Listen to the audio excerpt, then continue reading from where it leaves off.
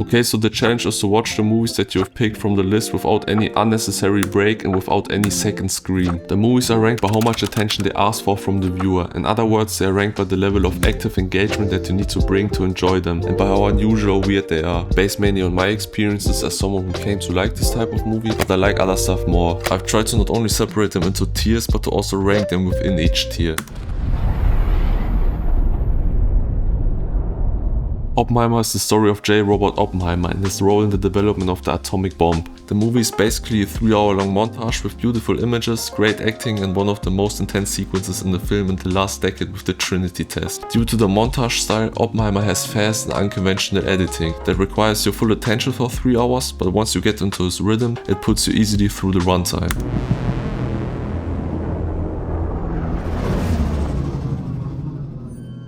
Blade Runner 2049 is set in the dystopian future where bioengineered humans, called replicants, are more or less integrated into society. We follow Officer K, a replicant in his daily routine as a Blade Runner, hunting down other old rogue replicants, until an essential discovery leads to a mystery that could change the balance between replicants and humans. Blade Runner 2049 tells one of the most philosophical stories featured in a blockbuster sci-fi film of the 2010s, and it is one of the rare sequels that manages to live up to its predecessor.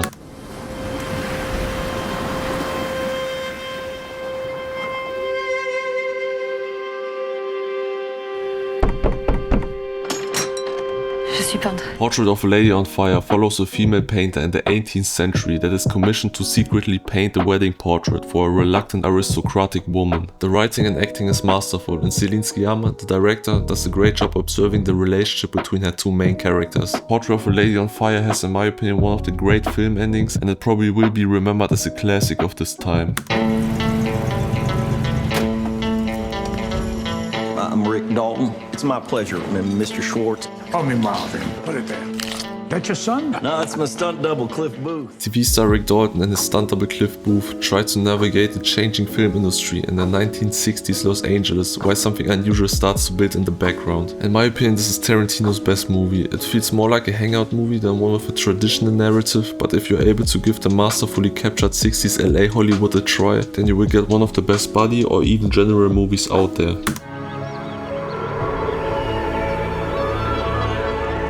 Unbelievable. Midsommar follows Danny as she struggles to cope with grief while joining her not-so-close friends on a trip to a Swedish summer festival. The film is at its core a breakup horror movie, but it becomes a psychedelic fairy tale as it progresses. The pacing slows down because of that, but it suits the themes right, and the opening sequence is one of the most memorable sequences of the last 10 years. I do what I do because of my dad. He was a hero. He gave his life for the pursuit of knowledge. Ad Astra follows the Heart of Darkness Apocalypse Now storyline and tells Roy McBridge's journey to the end of the solar system. He is sent to investigate a mysterious phenomenon linked to a long-lost expedition ship which threatens all life on Earth. The movie always looks inside of McBridge and focuses on his not-so-really existing relationship with his father, who was the captain of that lost expedition ship. This makes it more of an introspective and thoughtful adventure than an only action-packed film. And do not go into this movie with the expectation of seeing another Interstellar. That's what I did, and I think that Ad Astra works better without this expectation. There's this belief that if you're not there when a family member dies, your spirit will roam aimlessly and become a ghost. Columbus is about Casey and Jin, who are both more or less stuck in the town of Columbus. Casey wants to study abroad, but she doesn't want to leave her mom by herself, and Jin is stranded here because he needs to look out for his ill father. Columbus is a quiet but emotional movie. It's a great film for people who feel like they're in a transitional period in their lives. It feels organic throughout, and the cinematography beautifully captures the people of Columbus and the architecture that surrounds them.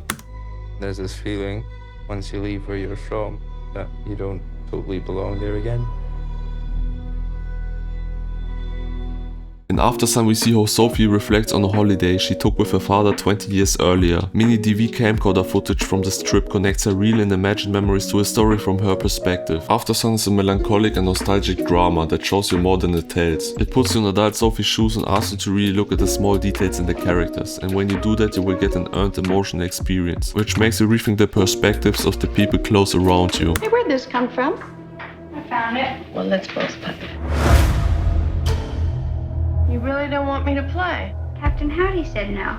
Who's Captain Howdy? The Exorcist is mainly the story of a single mother who tries to save her daughter from a possession. Compared to modern horror, it's slower and it does not really have jump scares. Instead, it works more with horrifying images and a dense atmosphere, which make you from a certain point have chills throughout the rest of the running time. But until that point, The Exorcist takes its time to build up the characters and themes, so that you really feel the horror of the situation the characters are in.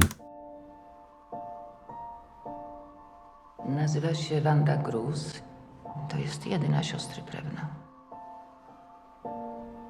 Ida is with 82 minutes the shortest movie on this tier, so I ranked it a bit higher than I think I normally should, but because of its running length, it is a great introduction to this type of movie. It tells the story of Ida, a young Catholic novitate, who is instructed to see her aunt shortly before taking her vows. There she learns that her real name is Ida Lebenstein, and that she is the daughter of Jewish parents that both were murdered in mysterious circumstances during World War II. This sends her and her aunt on a road trip through a bleak 1960s Poland to find answers to their family mystery. Ida is captured in beautifully framed black and white images, and it deliberately holds back on the filmmaking technique to give you an unusually strong emotional feeling when that technique comes back.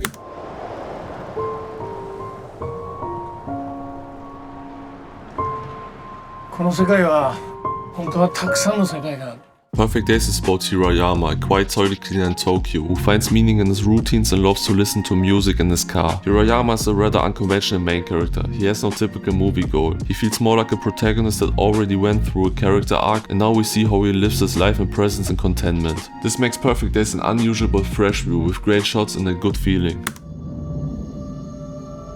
How many men do you think it's worth? How many lives? There's nowhere we can hide. Except in each other.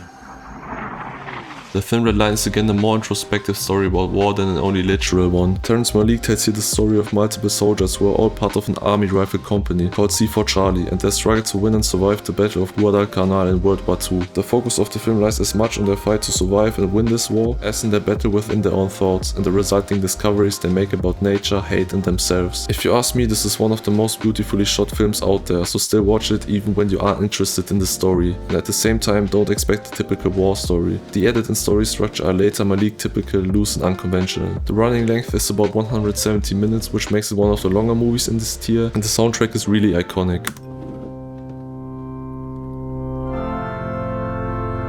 I encouraged my son to enlist. It was a family tradition. 6 months later, he was dead in Iraq. I was lost. First Reformed is heavily influenced by Ida, which you will feel when you watch it. It follows Toller, a pastor of a small church in upstate New York, who will have to fight going down a dark path after influential encounters with a fragile climate activist and his pregnant wife. Similar to Ida, the film uses restraint to amplify emotional impacts in certain moments, and when they appear, they become therefore unforgettable, but you have to be again willing to allow restraint to experience them.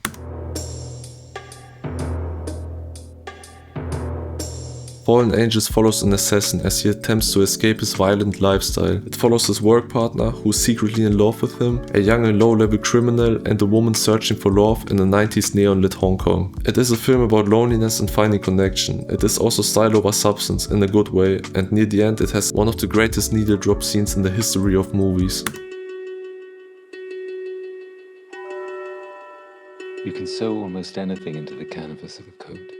Phantom Thread is beautifully shot on film. The colors feel at the same time vibrant and bleak, which somewhat perfectly captures its two main characters. Reynolds Woodcock, a meticulous dressmaker in the 1950s London whose days are perfectly structured, and Arma, a lively woman that shakes up his control lifestyle. It is a drama about control and letting go, and it has Oscar-worthy performances.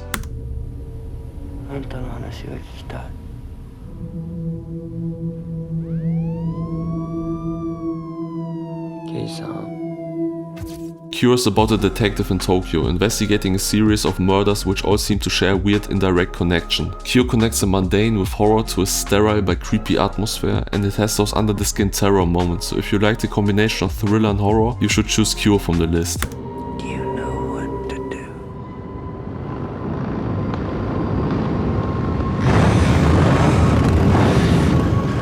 Mandy is the story of a character played by Nicolas Cage, who is on a revenge mission that leads him into a psychedelic horror hell, and at the same time Mandy has one of the most beautiful lore themes. Recommended for people that like horror, revenge and psychedelic movies. Keep in mind that it is also psychedelic in its pace, but when that's your expectation, I think you will see an unforgettable film. I am so sorry for what your daddy passed down to you. wanted a child. The greatest gift of my life. Beau's Afraid is basically a 3-hour-long panic attack. It tells the story of Beau, who goes on a journey on which he will face all his fears in different stages, episodes and road points. The episodic structure of the film leaves room for a high amount of creativity, but you have to go into it with the expectation that the transitions between the episodes can feel a bit hard. The episodes are all like different short films, and with every new short film you need to refocus your attention for the new characters and situations, but the short films for themselves are great.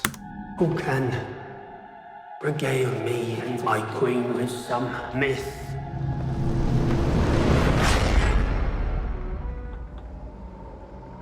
Or tale? The Green Knight is an atmospheric fantasy adventure based on the Arthurian legend of Sir Gawain and the Green Knight. It follows the journey of Gawain, King Arthur's nephew, who has to confront the Green Knight 1 year after he accepted the strange Christmas challenge in which he struck off the knight's head and agreed in beforehand to receive the same blow in return. The movie has themes of time and death and connects them in its storytelling, which becomes therefore slow but effective in what it wants to say. The Green Knight is full of beautiful fantasy images, and with so few big fantasy movies in the last decade, it's great for anyone who is missing the genre. The moment you set foot in that country, you step into high danger.